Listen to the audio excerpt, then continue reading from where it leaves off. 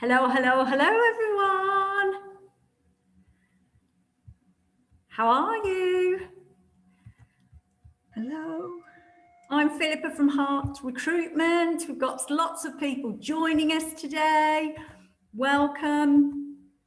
If you'd like to pop in the chat box, who you are, which company you're from, which part of the country or the world you're in, that would be fantastic. Just while we wait for people to come along. We love to see you if you want to put your videos on, but we're not too concerned if you don't, because our imagination runs wild. Right, lots of people still joining, fantastic. So yeah, by all means, put who you are, which company in the chat box, because it's quite a good networking opportunity as well for you to meet fellow marketeers and professionals. If anyone is having any technical issues, we have Annie, who you will see is down as Annie Support. So by all means, message Annie and she will help you out if you have any issues. Okay. Fantastic. Right, sorry, still more people coming in. Won't be a second. One moment while I close my curtains. I'm being blinded. Oh, you've got sunshine. That's fantastic. Right in my eyes. Where are you, Christine? Lichfield, Staffordshire. Good old Lichfield. It's sunnier there than it is in Great Barr. Yeah. Right, bear with me. Back in a sec. Okay. Right, we're just so Annie will keep her eye on people that are joining. Hey, Rebecca. All righty. We've slowed down. Where are we? A couple of minutes past 2. Good afternoon, everybody. I'm Philippa Hart, Hart Training and Recruitment, and welcome to the third in our Marketing Masterclass series. I did just say to Laura, how quick do these weeks go, that suddenly it's Thursday and here we are again, which is fantastic. As you know, I've been running these marketing seminars, well, coordinating them really, because Laura's the one that does all the hard work. So welcome to Chris and Rebecca, who are also from Sweet Digital. You may have noticed they've got a brand new website, which is pretty fantastic. So congratulations on launching that as well. Leanne, would you like to introduce yourself? Yes, of course I will. Hi everyone, I'm Leanne Pallett and I specialise within the marketing recruitment here at Hart. But I've got over 8 years experience working across marketing and retail. I've been in the industry for a while, so thank you so much for all joining us today. Fantastic. Now, Laura is about to start her presentation. If you have any questions during this, because sometimes there's lots of great technical information, by all means, put any questions in the chat box because Laura will be delighted to answer those questions. And also, partway through, we'll go off to a breakout room. Some of you that may have not been here before, we love a breakout room at Hart Training. So it gives you an opportunity with about 4 people to just have a completely informal chat about what we've been talking about and share some opportunities and business ideas, and then we'll come back to Laura's presentation. So welcome today, and Laura, I will hand over to you. Hiya.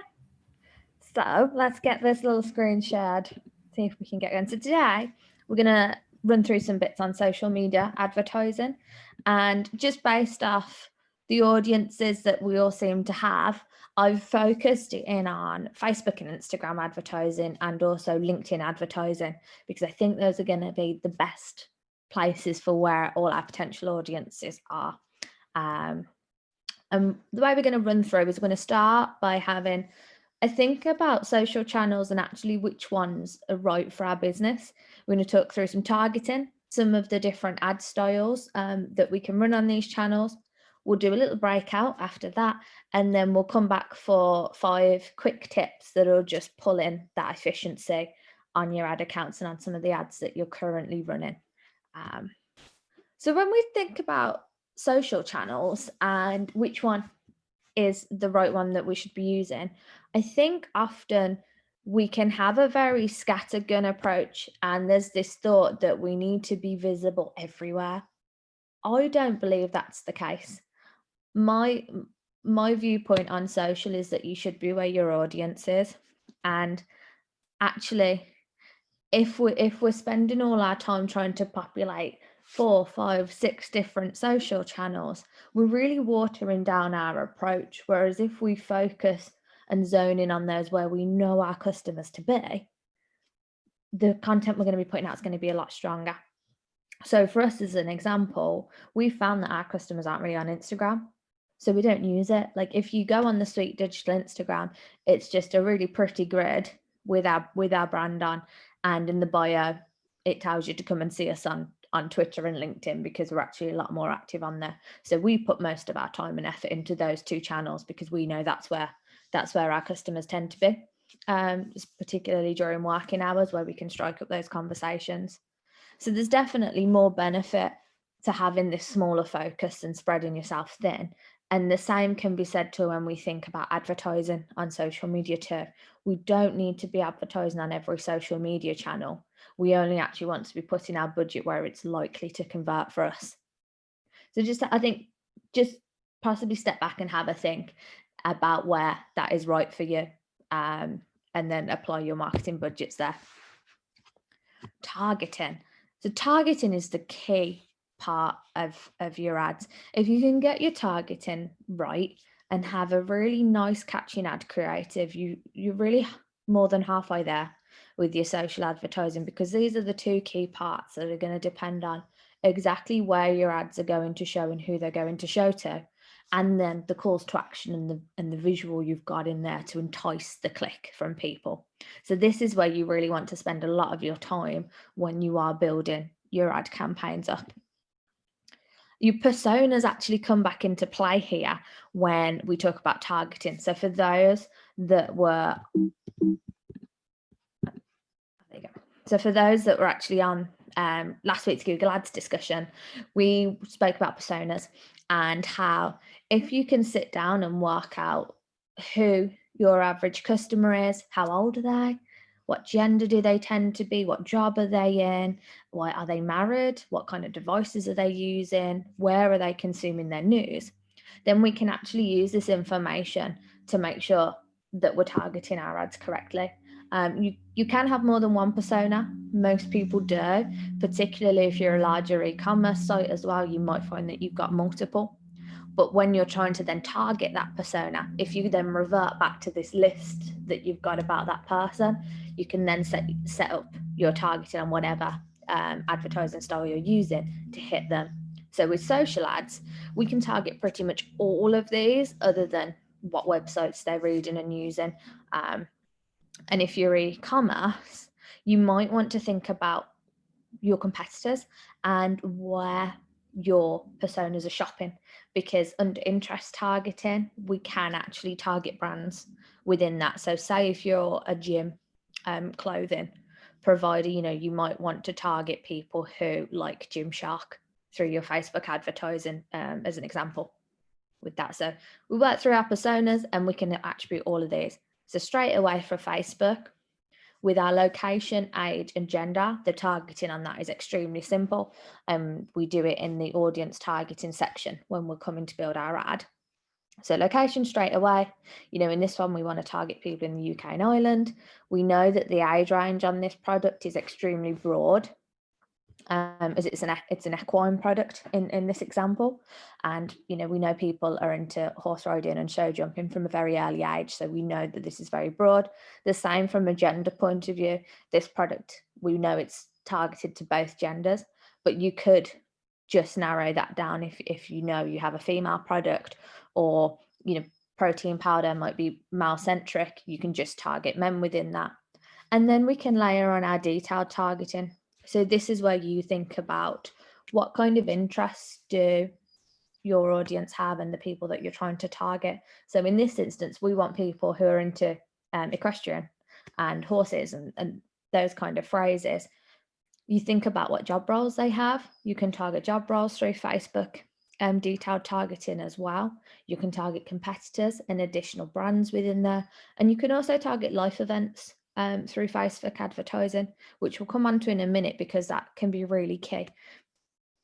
When you're thinking about the interest, don't layer on too many though on Facebook, because it will really narrow down your potential targeting, sometimes too much. So take the key top level interests and start there, particularly if you're running an ad to try and bring in some new visitors, so you're prospecting with it rather than retargeting. So keep it quite broad and use your other filters and your other targeting elements to try and narrow that audience down a little bit more. You can also consider a lookalike audience. So within Facebook, you're able to create a lookalike audience, which you can do whilst you're setting up the ad through the audience section. And what this does is it will use the data from your Facebook pixel, which can be taken from your website or can be taken from people who have interacted with your Facebook page. And it will create an audience of people who are on Facebook that it believes shows the same attributes to those who have interacted either with the website or the page. And this is just a good way, as particularly if you're prospecting and you're doing quite a brand awareness generic ad, it's a really good way to broaden the reach of it, because you can go anywhere on the audience size from 1% to 10%, which could be anything from kind of 20,000 people up to over 1 million, depending on how broad you want to make that. I wouldn't recommend using lookalike audiences in a broad sense if you're being really specific with a product, just because it's quite a broad set audience that you're creating through this. So keep the ads quite generic that you're using with a really broad lookalike. If you want to get really granular with your lookalike audiences, you can, in that you can say, I want to create a lookalike audience based on people who have visited this one specific page on my website.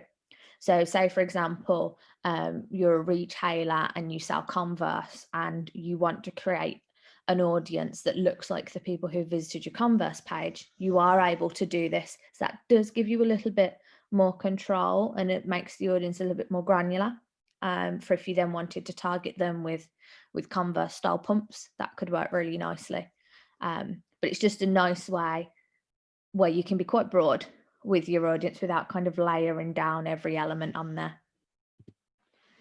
When we look at LinkedIn, the targeting style is slightly different when it comes down to interests. So we still have the location targeting, age and gender, like we do on Facebook. So you can still specify your age ranges and specific locations you do want to target.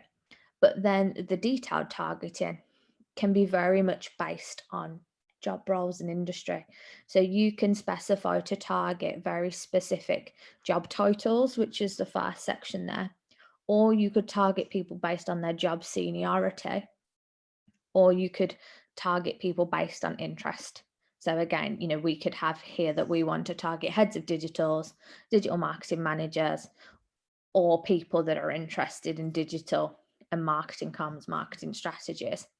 There are also interests for quite broad areas like finance, entrepreneurship, those kind of phrases. So what we usually recommend that you do is layer in your age, gender, location targeting with a job seniority and then an interest, because that means that if you only want to speak to decision makers who have an interest within these fields, it just wheedles out some of the lower level roles that you may not want to target with your LinkedIn advertising. So again, you can be really specific and really layer on that to get a really narrow audience. You can also exclude audiences on both channels. So on LinkedIn, you can exclude specific job titles. So if there is a lower level title that you really don't want included, you can go in and exclude all of those within there. And the same with Facebook, you can exclude people who match certain demographics, interests, or behaviors. So for example, you may want to do this if you found somebody who had an interest in beauty, but also match the demographic of eyelashes. Say if you're only trying to push nails, you can kind of layer that on so that you're trying to angle it more towards only people who are nail techs. So it's a really nice way to just narrow your audiences even further. But I definitely recommend when you come in to pull your audiences together that write it out. For me personally, that is on pen or paper, writing it out, and it just helps to really narrow down who you're trying to target and exactly what you want your audience to look like, and then you can go and replicate it onto the channel. You can save all your audiences as well. Actually, it's worth saying, so that once you've built it, you don't have to go and rebuild it. You can save them all in and reuse them at any time.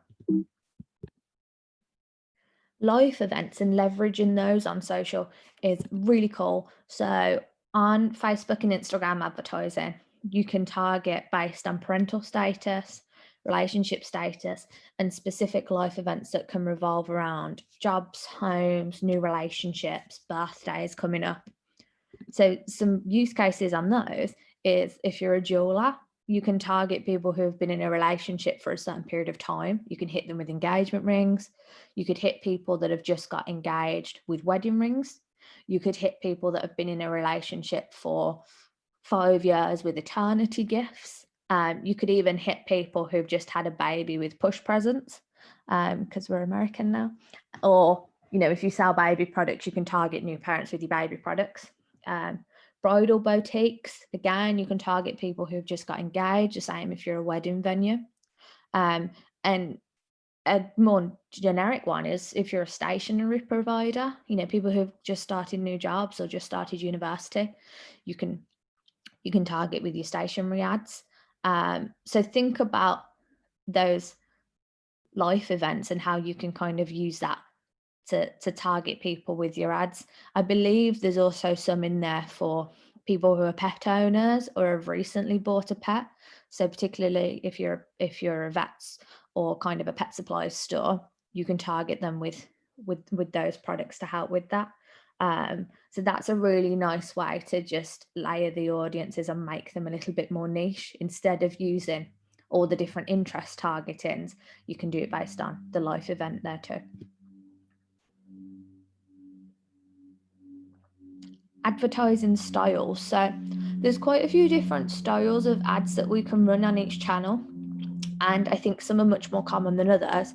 So what I'd like to do is just run through the different styles of ads and when is a really good example to use them, and kind of some of the pros and cons of each, so that next time you come to set up some ads, you may take a slightly different path than what you've previously done. But it's really important to think about the goal of the ad when you start setting it up, and then base your selection on this, as each ad has a different strength. So what are we trying to achieve? Are we after a conversion? Are we after engagement? Are we after follows for our page? Are we asking somebody to take an action like a brochure download? Once you've got in your head what the goal of it is, you can kind of revert back then and decide what ad is going to be right. So if we look at LinkedIn, there's 6 key different styles of advertising. In-mail, sponsored content, lead gen, text, carousel, and dynamic ads. And I can guarantee sponsored content ads is the one that we're all the most familiar with. Some of the others we may have seen and not even realize that we've seen them. So with our in-mail ads, and these are just examples from my inbox from the last few days, these come straight into your LinkedIn email box, so your messenger section, and they have the format of an email.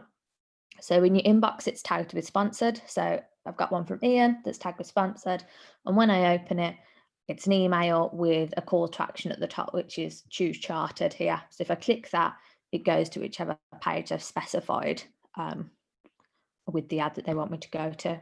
The one above Ian's from Lisa, where it says in mail, this is where somebody has like Sales Navigator or one of the paid for LinkedIn accounts where they can send messages into your inbox. So it's not a sponsored LinkedIn email ad, it's a slightly different format, so you don't get that big CTA at the top of the email when it comes through. So in-mail ads are wonderful for explaining something that's quite complex. They allow you to take a really personal approach, because like any email provider, you can kind of put in the fields for first name, business name, all those kind of little personalization elements. And they're really nice if you're trying to invite somebody to an event, encourage a download. And again, you layer on all your targeting. So, I only want to target people, business owners who have been doing it for 3 years, who live in Birmingham, for instance. And that would then be the targeting criteria for your email to go into their inbox. The downside of email ads is that I think sometimes they can go unnoticed. And I think quite often people don't necessarily like the unsolicited approach. So I think it's really key to have a strong subject line within them to encourage people to click through, which, apologies to Ian, but in this case, I don't think it was the strongest subject line for me to want to kind of open this email and click through to it. So really consider a short, snappy subject line like you would with your standard email marketing with these. Sponsored content ads. So this one from Protection Zone came up in my feed. This is definitely the most common one that we see. It's straight within our timelines on LinkedIn on desktop and mobile, and it just looks like a normal LinkedIn post with a nice big visual, whether it's a video or an image on there, and your status. Then you have your call to action if you click on the image, or the learn more button in this instance.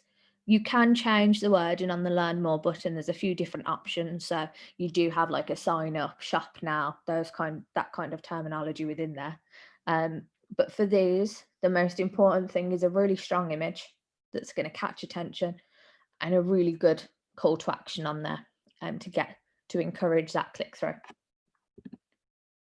Lead gen ads are really similar to sponsored content, but as you can see, when you click the ad, instead of taking you through to a website, you have a sign up button and it's a form to fill out.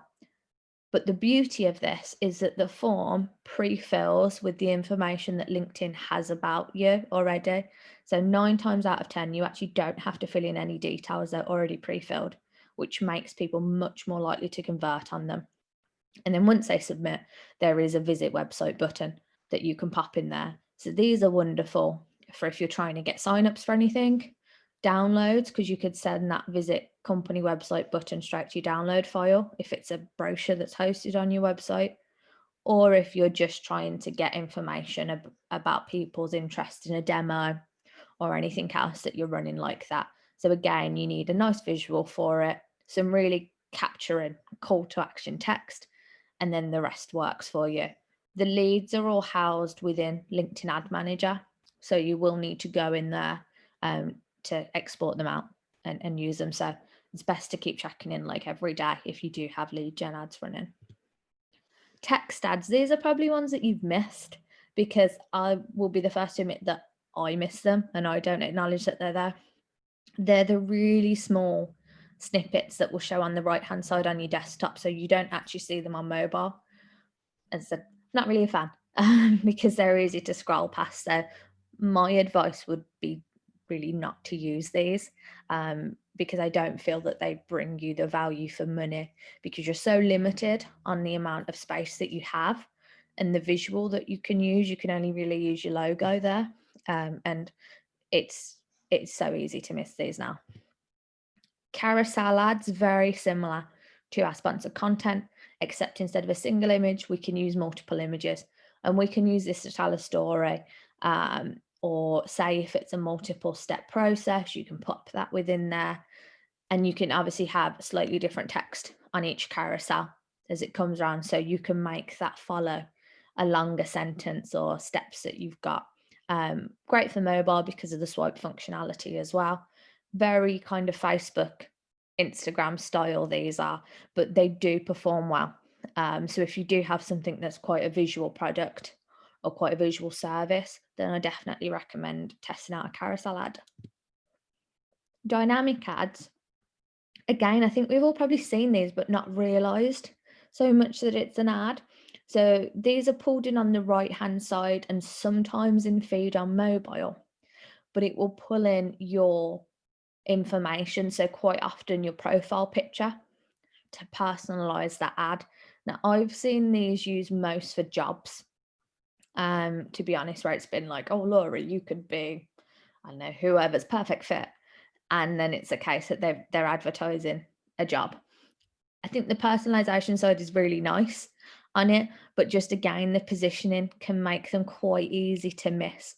So where these work quite nicely is if you are hiring for a job and you're advertising that, or if you want to build the following of your LinkedIn page, I think these could be quite nice touch for that, because they tend to be quite low cost as well. So it's worth just a little touch if you're trying to build numbers with this one.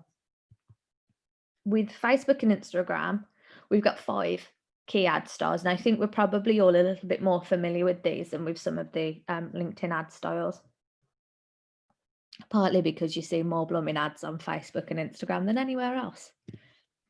So our story ads, these are probably the newest out of all of them. Images for these are different size to the images needed for your other ads, so definitely bear that in mind. Bear that in mind when you're creating your ads. So story ads are vertical and will trigger in Instagram stories and Facebook stories.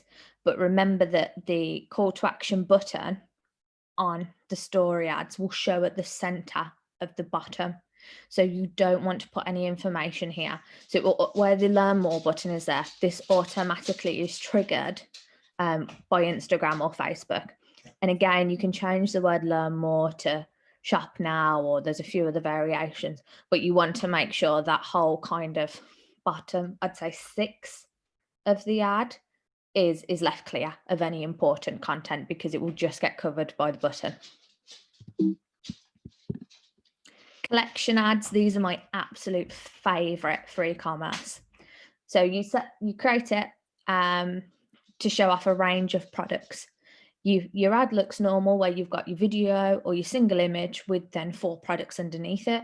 But once you click on that, it opens up a whole experience on mobile where you can list as many products as you want on there. You can add little text snippets. You can put call to action buttons that go through to different parts of the website, and they are mobile only. So you just need to bear in mind that these won't show on desktop for people. And any product sets that you create to use with this have to have at least 8 products in them to be eligible.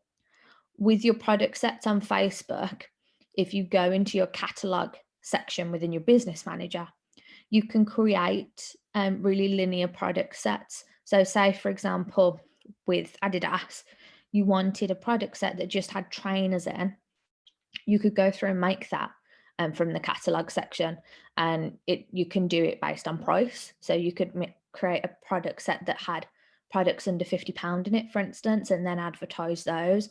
Or you can do it by a brand, you can do it by product name. The only criteria is that you need to have at least 8 products within there to be able to use it within advertising. But it's a really fantastic way to promote sales that you've got. So thinking with Black Friday coming up, if you're doing a flash sale and you have so many things under X price, you could make a product set just with those products in and use that for your advertising. So it's worth having a play around within the catalog section and the product sets within your business manager account. And this will obviously show on Instagram too and replicate through to there. So you get the visibility of both.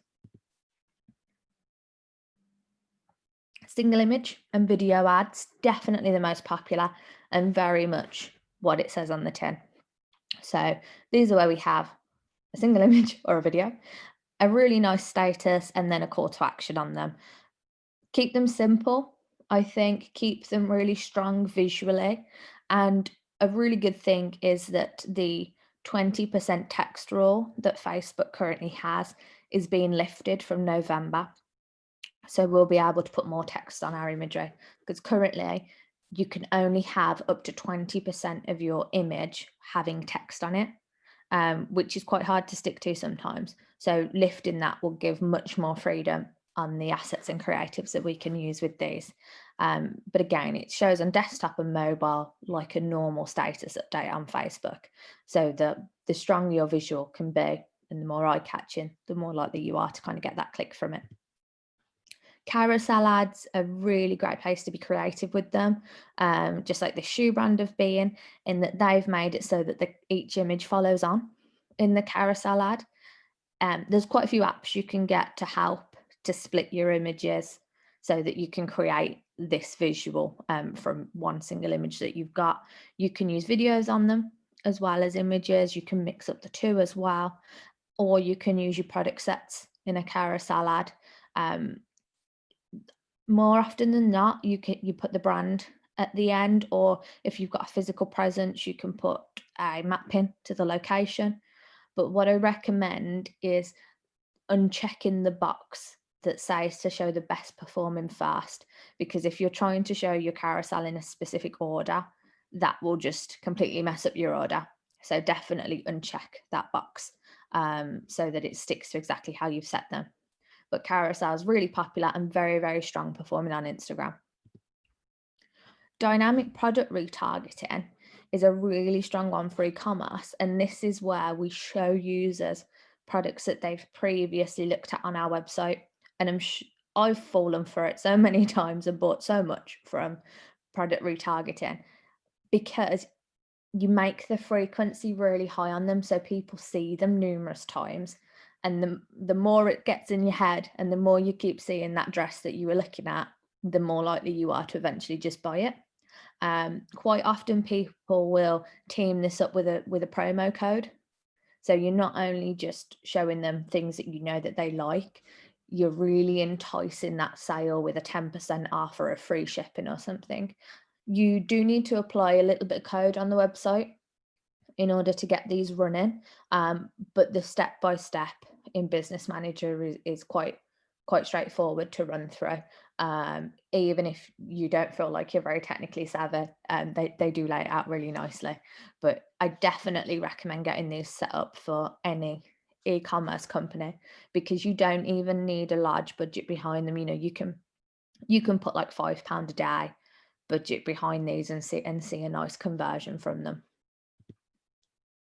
So we're going to have a little 10 minutes just to talk through what actually does catch our attention on social. You know, do you enjoy seeing videos? Are you more likely to stop when you see a video? What kind of assets or styles of posts are those that really get you to stop scrolling? And I'll stop sharing so that Philippa can do the magic. Okay, so off we go. Annie will send us off into our breakouts just for 10 minutes. Just press join and off you go.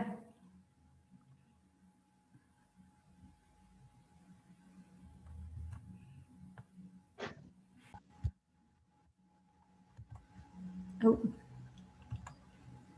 Hello. Hello. Hello. Another breakout before on Zoom. It's quite exciting. I don't think so. I'm not much of an expert on marketing. Hi, Amy and Alison, can you hear us? Yeah, I can hear you. Oh, fab. Okay. I don't know if Alison can. She's on mute.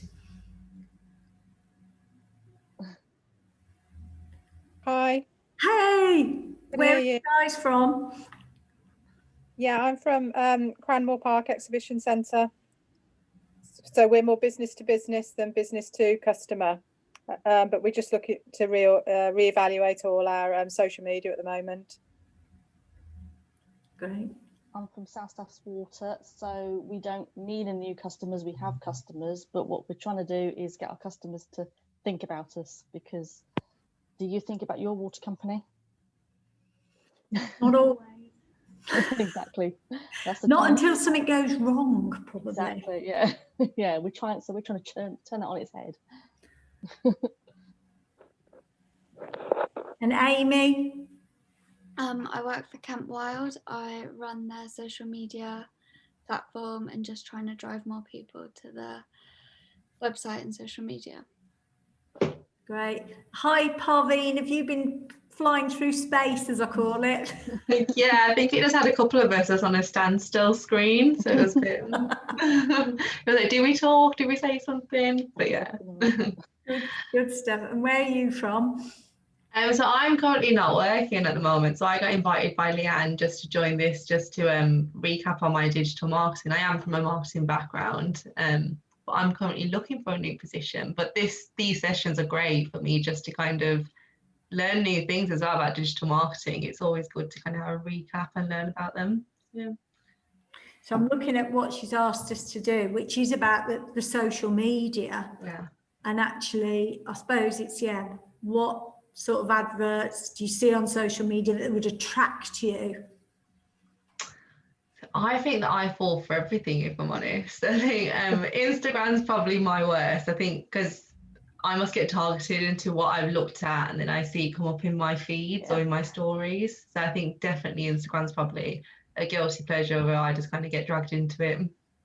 I think. Yeah, and I think a lot of the time it's photos that get my attention more so than videos, because if it's a product, I think you tend to see like a dress or a pair of shoes or something like that, and that's what grabs you.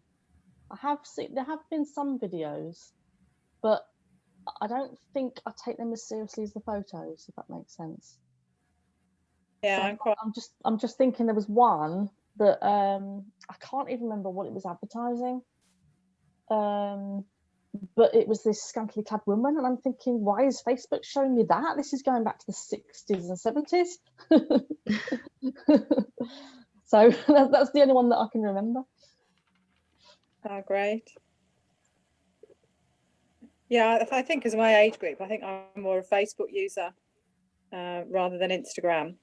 And definitely visual adverts, not so much writing. I think quite visual, dates, ideas, websites to go to, really attracts me to an advert. And I quite like LinkedIn as well, and didn't realise there was so much advertising that you could do on LinkedIn. So I think that's really interesting. Something we'll definitely put into our digital marketing brief.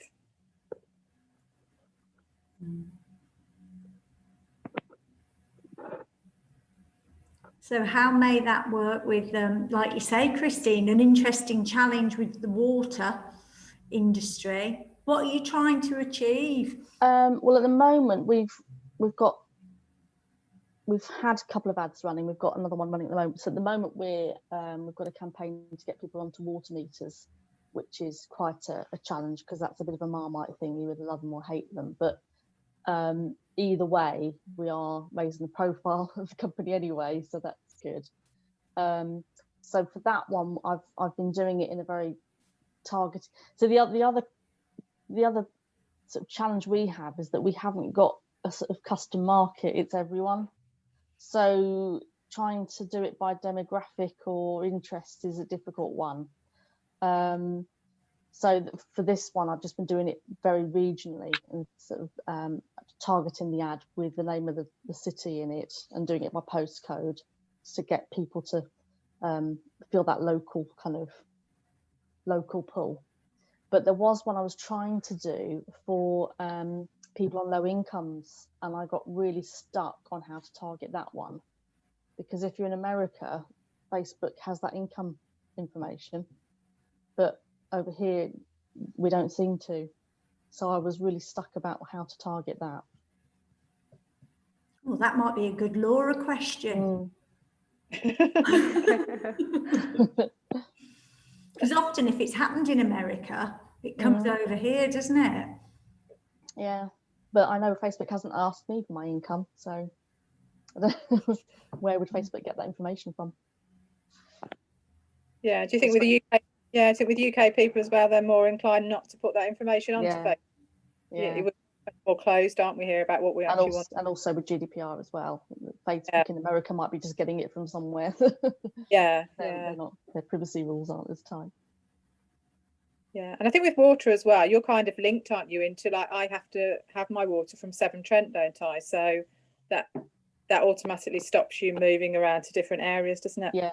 Yeah. So we're not trying to get more customers. We're just going to trying to get customers more aware of what we do. We don't just provide water, we do other things as well. Oh, okay. No, that's really good. I wonder if there is a different approach with different age groups. Yeah, I mean, I think I'm definitely a Facebook user, and my kids are definitely Instagram users. I think there's a definite choice there, isn't there, between age groups? Yeah, like I would say I'd probably go more to Instagram than I would to Facebook. I think Facebook, I can't really think if I actually use it as often. My daughter. But yeah, I think if I was a homeowner and I needed to get water into me, I think I definitely would look for it. I would be targeted through Instagram, whereas Facebook, I think I'd just scroll past it potentially. Whereas on Instagram, I'd probably be more enticed to look at it. If it was a video, I think I prefer videos over images. I think you can get a lot more into a video than you can an image. I think a video can explain a lot more in a short amount of time, but that's just me. Yeah, I tend to, unless the video really captures my attention the first couple of seconds, I'll just scroll past it. Yeah. I haven't got time to sit there and watch it. Yeah, I think I quite like videos where I haven't necessarily got the sound on. Yeah. So I'm reading it perhaps, and I'll watch it that way rather than always with the sound. But again, that could be a generation thing, because I've got 2 teenage boys who've constantly got an ear thing in, who've constantly got something on their phone that they're watching and listening to. So I think I'm showing my age. Yeah, I think it'd be interesting to ask Laura about more business to business as well, because it's quite difficult how to target a business to business organisation, because you're not necessarily putting in genders or ages, or I don't know if there's a different approach for business to business rather than business to consumer. Who would you be aiming at, Alison? I suppose in 2 different ways. If it was for our own trade show, we'd be aiming at buyers who would come to the trade show, and if we were in our rooms, we'd be looking at companies who'd want to hire a room off us for a conference or an event or a hospitality event and things like that. So that's where I think LinkedIn might come in quite well, because you can use job roles and job titles, which is probably easier to use, isn't it? And LinkedIn is generally around business, isn't it, rather than Facebook and Instagram. I do find LinkedIn advertising quite annoying, though.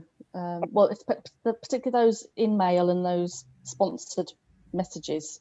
I get a lot of those, and I always ignore them because they just annoy me.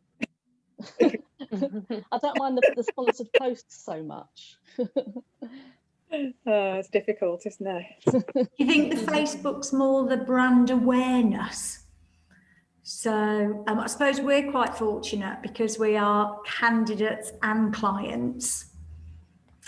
We've got a minute left. So we've got 2 audiences, but we can find that we've got clients that are picking up stuff from companies on Facebook, as well as candidates looking at it as being obvious. So it does tend to be a bit business to business as well for us. Yeah. But it's normally about useful information and tips and that type of thing, rather than direct advertising at a company. Yeah, it's sort of community, isn't it? Community based and community spirit, isn't it? Yeah, it is. Yeah, and I think there's a lot of that at the moment as well, isn't there? Looking after people and giving people advice and helping without being directly involved with them. Yeah, they used to say 5 touches, isn't it? 8 touches now. Oh, is it? Yeah, so you've got to be 15 this time next year.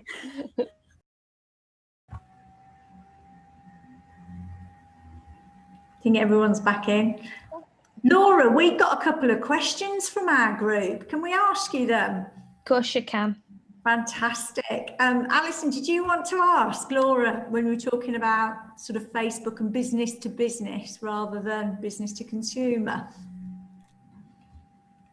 Oh, sorry. You need to mute, Alison. That's it.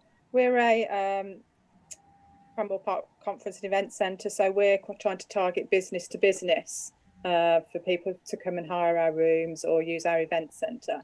And I just wondered how that would that work better on LinkedIn, because Facebook you have to put in genders or ages or those kind of targets. I just wondered which you thought worked best. I would use LinkedIn to prospect, so that you can hit people who definitely are in the right job titles or sectors for what you're looking for. But then I'd use Facebook to retarget them, because people are still in the habit of, first thing in the morning, you check your Facebook and your Twitter and everything, and at home. So I'd use Facebook to retarget them, just for that reminder that they've seen you, they've been on the site, they know what, re-pushing what you're offering for them, just to keep you in the head. Yeah, that brand awareness. Yeah, definitely. Yeah. Yeah. Yeah. So you can set up, you'll be able to set up a retargeting audience within Facebook, even down to a specific landing page they've been on the website. So you can just target people who've been on that site. Oh, okay. You Okay. can get that granular with it. Yeah. Oh, okay, brilliant. Thank you. That's really good. Really good. Thank you. Thanks, Laura. Christine, was there anything else you wanted to add with that, or? Yeah, well, mine was to do with demographic targeting on Facebook, because one of the campaigns I'd got was for people on low incomes that needed financial help. But Facebook doesn't give you that information. It offers it, but it's only for the US. So have you got any ideas of who and how to target people like that? Yeah, it does only give you it for US on Facebook at the moment, which is really frustrating. I would maybe go on an interest targeting and think about pages they might be following, or pages they might like and engage with on Facebook, and do it that way. So things So it like, could- I don't know, money saving expert, or Yeah, those kind of ones. There could be some specific Lidl and council Aldi or something. pages, Yeah. and anything like that. There's things like it's a really bizarre, but a really big page on Facebook is like extreme savings and couponing or something like that. And anything money saving or those kind of elements, I definitely go down that route with it.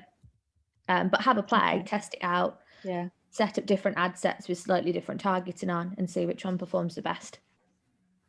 Cool. Thank you. So can I just add to that? Do you find that the low income areas are specified around postcode? Good shout. We cover all areas anyway, so it's not. I don't know. Like, do you have? I'm not very good with Staffordshire postcodes, but like ST4 or something was a typically lower income area than ST3.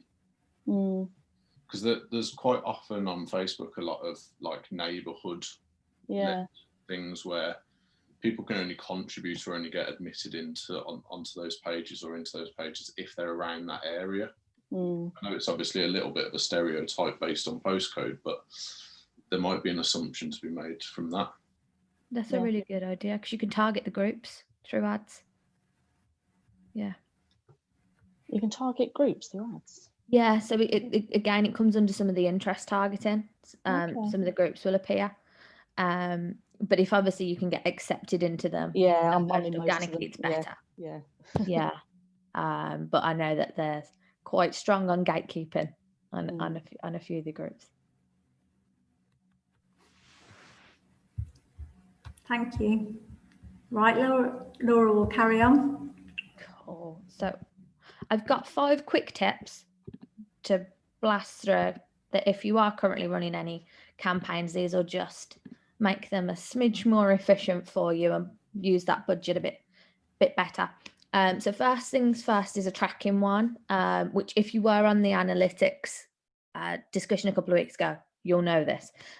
So whenever you're running any advertising, use UTM tracking with your URLs, so that when you're looking in Google Analytics, it's very clear which ad has driven what traffic or caused what purchase, goal completion, whatever kind of tracking you have set up.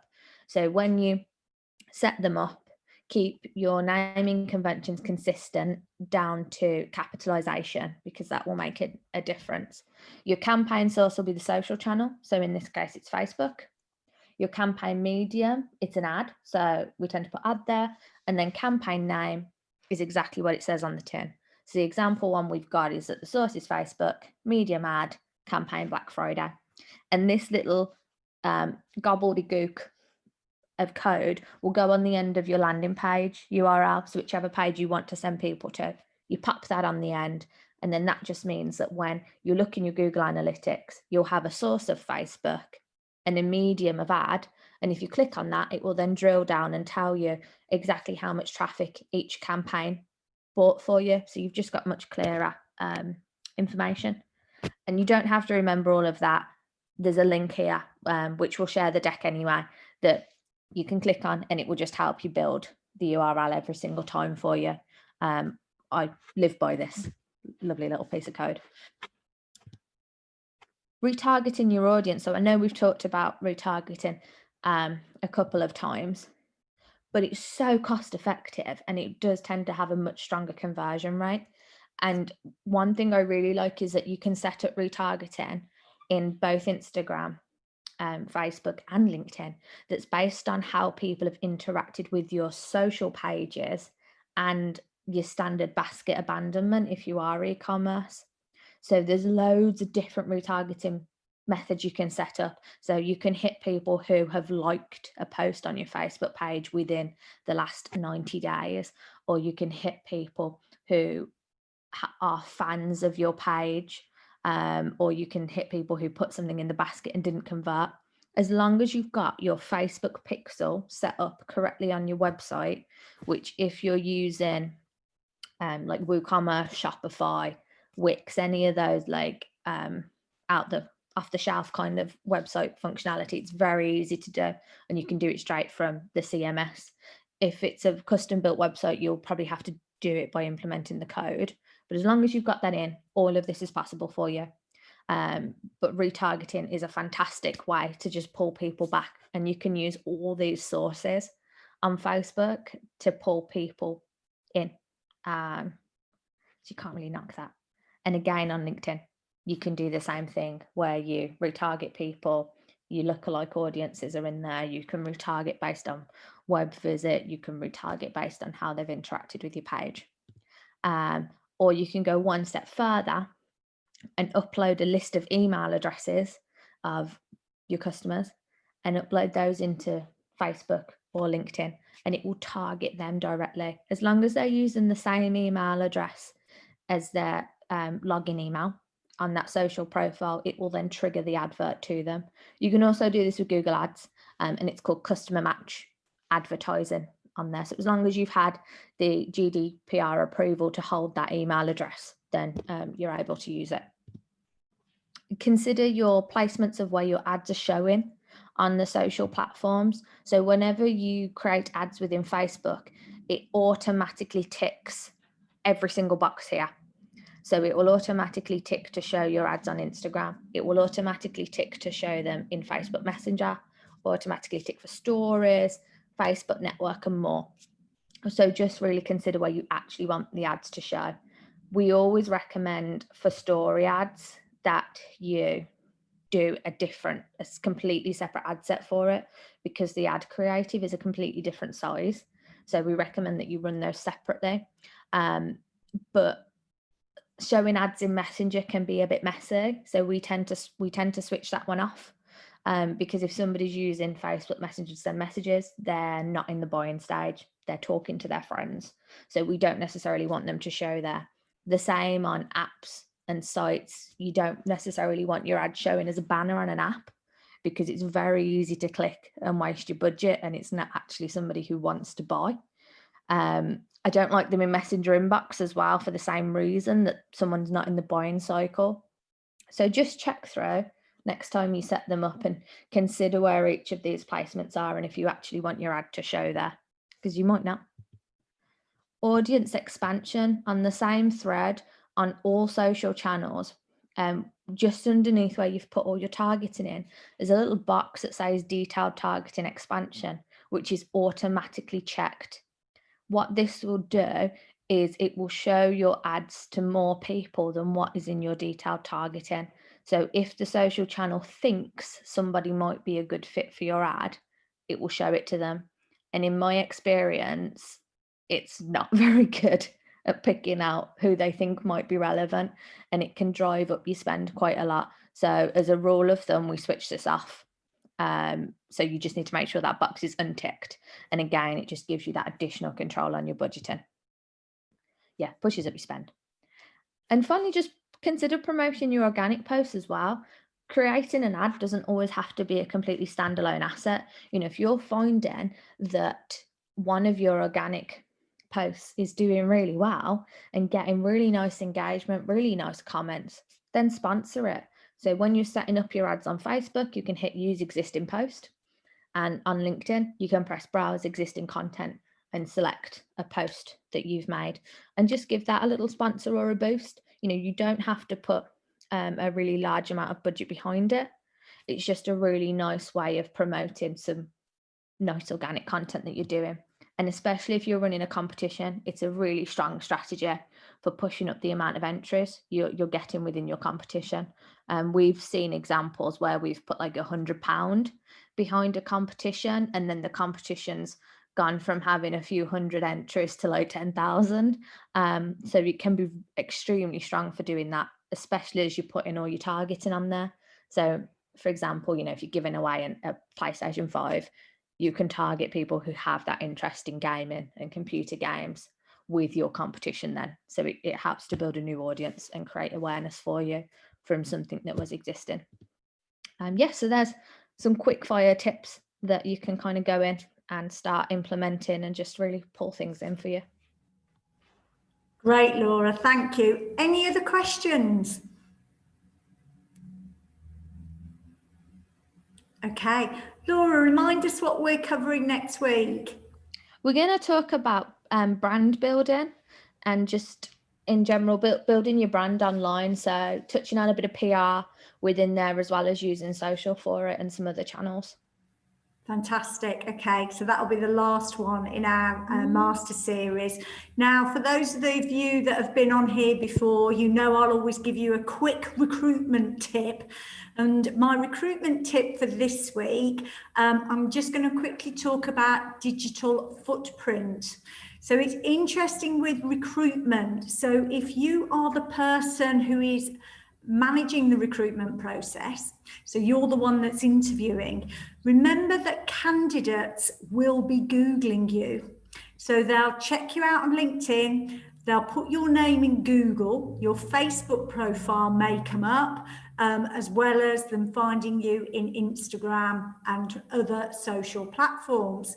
That will be the basis of their research. Now, it's an interesting topic with regard to how about you Googling a candidate? Should you be doing that? Are you allowed to do that? Well, the point is, who's going to stop you? But what you've got to be very careful of is the judgment that you will make once you have been Googled or you've Googled a potential candidate. And two very quick stories from somebody that I know who hadn't Googled an individual and their colleagues had. So this was before the job offer, and they discovered this young lady in her knickers. And there was a judgment made by the colleague, but the business owner said they have the right skills for the job, they would fit in culturally, I'm still going to offer them. So they still offered them, and that was a successful employee. They weren't customer facing, so it was absolutely fine, and it was a professional decision to make. But I've had other situations where I've had a client say to me, I've Googled that person and their profile picture is them smoking a rather large spliff. For my brand, that is not acceptable. So digital footprint, it is there. It's difficult to say to people about what they post and for them to be careful. And we all know in certain times you were able to put out a photo dressed up as fancy dress or whatever it might have been a few years ago, and times are different now. So it is up to you whether when you're recruiting next you decide to Google somebody, but be careful that doesn't impair your judgment. So finishing off on that note, I'd like to say a massive thank you to Laura Her knowledge is really superb. You're a real technical whiz, and these sessions are recorded. Laura's got them posted on her website. We'll be putting them on our website. We can send you out the link and the slides as well. Any questions, thank you. Just get in touch or email Laura anyway. And if not, we will see you next week. Thanks, everyone. Bye.